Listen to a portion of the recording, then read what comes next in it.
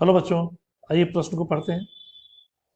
यदि साइन ए घटाओ साइन सी बटा कॉस सी घटाओ कॉस बराबर कॉट बी हो तो ए बी तथा सी होंगे विकल्प ए समानांतर श्रेणी, विकल्प बी गुणोत्तर श्रेणी, विकल्प सी ऋणात्मक श्रेणी या डी इनमें से कोई नहीं। बच्चों, सबसे पहले हम लोग देखें कि प्रश्न की मुख्य अवधारणा क्या होगी। मुख्य अवधारणा के आधार पर हम अपने दिए हुए प्रश्नों को हल करते हैं।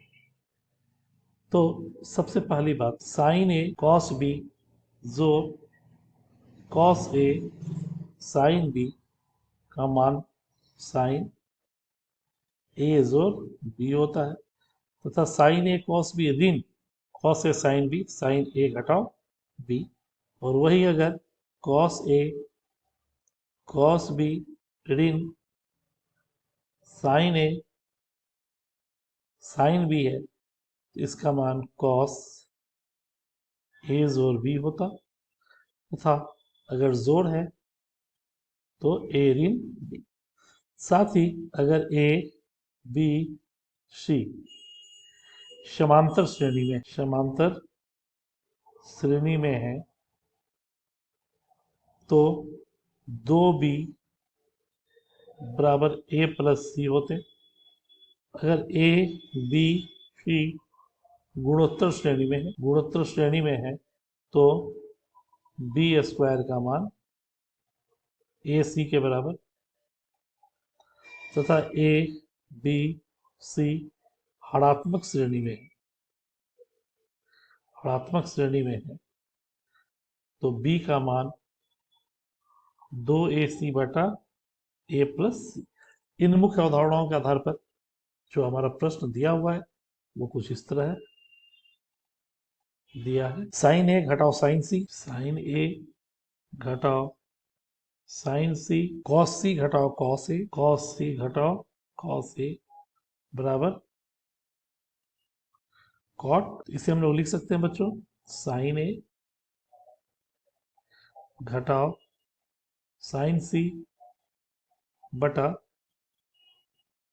कॉस सी घटाओ कॉस ए बराबर कॉस बी बटा साइन। ब्रज गुणन किया बच्चों, साइन ए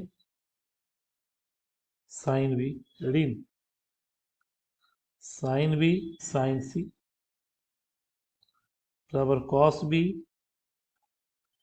कॉस सी ऋण cos A cos B. Cos A cos B इधर ले आए बच्चों,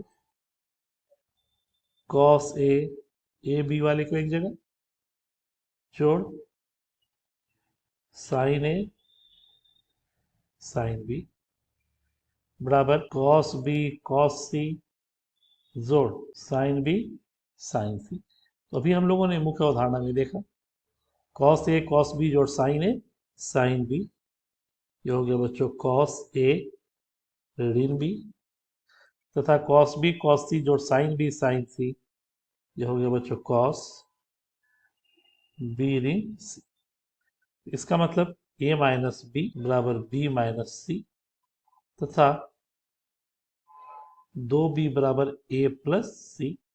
अतः कोण ए कोण बी कोण सी तीनों कोण दिए हुए मुख्य अवधारणा से समांतर श्रेणी में होंगे, समांतर श्रेणी में होंगे। ये हमारे इस प्रश्न का अभिष्ट उत्तर है, तथा दिए गए विकल्पों में विकल्प ए मेरा सही विकल्प है। आशा करते हैं मुख्य अवधारणा के आधार पर जो हम लोगों ने प्रश्न को हल किया ये आपके समझ में आया होगा।